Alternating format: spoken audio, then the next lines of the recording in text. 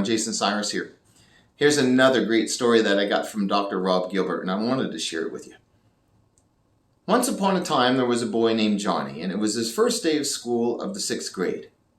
Now, Johnny went to school. Now, Johnny was a much better athlete than he was a student. But the 6th grade teacher was brand new to the school, so he said, "What I would like you to do tonight, because I want to get to know you all, since we're going to spend a whole year together.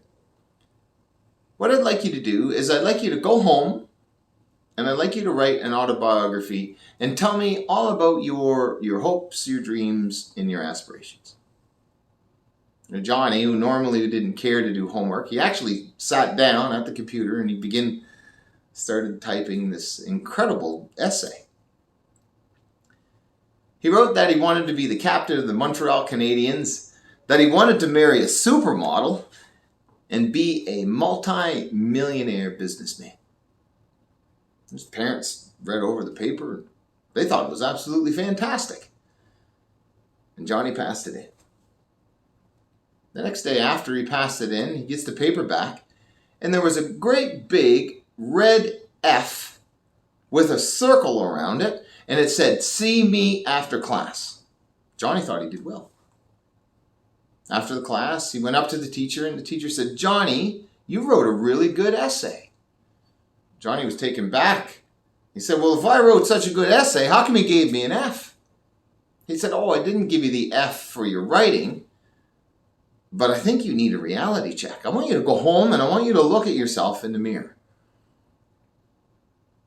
Now, you don't have the type of body that's going to be a pro athlete, and you're not really handsome enough to attract a supermodel, and I don't really think that you're smart enough to become a multi-millionaire businessman.